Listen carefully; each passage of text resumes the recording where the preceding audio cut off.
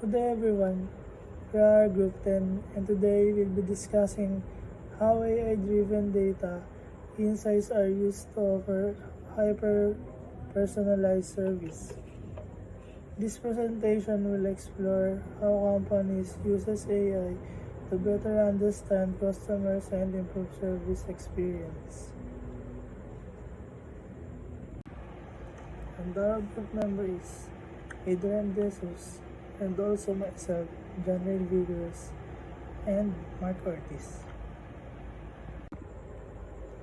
So let's begin by looking at our objectives for today's presentation. First, we aim to understand how AI collects and analyzes customer data. We'll explore how artificial intelligence gathers data from different sources like websites, social media, and purchase history, and how it uses that information to create meaningful insights. Second one is we want to identify the benefits of hyper-personalized service.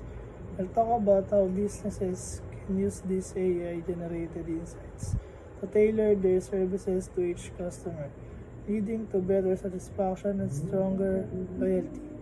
And lastly, we look at real-life application of AI in customer service. These examples will show us how companies today are already using AI to improve the customer experience through hyper-personalization. By the end of this presentation, you'll have a clearer picture of how AI is shaping the future of customer service. What is hyper-personalization? Use real-time data and AI to tailor services. It uses live data and smart technology to give better service. It helps match what the customer needs right now. Goes beyond basic personalization. It does more than just adding your name to an email. It gives you content that fits you better. Focuses on individual behavior, preferences, and history. It looks and what you want, what you do, and what you fast action. It helps companies know you better and give you what you want. Now, let's talk about the role of AI in data insights.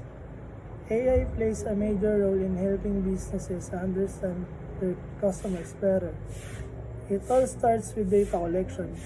AI gathers data from different sources such as websites, social media platforms, and purchase history.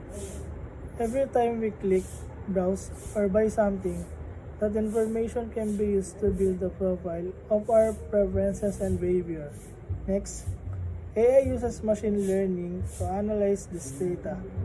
It looks for patterns like what time we usually shop, what products we often buy, or even how we interact with the website or an app.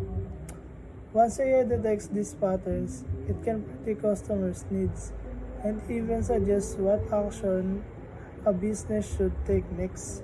For example, if a customer usually buys skincare products every month, AI can remind the business to offer a discount or product recommendation right before that customer is likely to make another purchase. Through these insights, business can make smarter, more personalized decisions that lead to a better customer experience. Benefits of hyper-personalized service. First, increase customer satisfaction and loyalty. Providing personalized experiences and responsive support make customers feel valued, leading to greater satisfaction and long-term brand loyalty. Second, improves conversion rates and sales. Tailored messaging and data-driven strategies help guide potential customer toward making a purchase, increasing overall conversion rates. Third, reduces customer churn through targeted engagement. Proactive outreach and personalized offers keep customers engaged, addressing issues before they lead to churn and encouraging repeat business. Challenges to consider. First, data privacy concerns and regulations. Companies must navigate through strict data privacy laws like GDPR and CCPA, ensuring customer data is handled securely and transparently to build trust. Second, need for high-quality real-time data. Accurate up-to-date data is essential for making timely decisions and delivering personalized experiences that truly resonate with customers. Third, balancing automation with a human touch.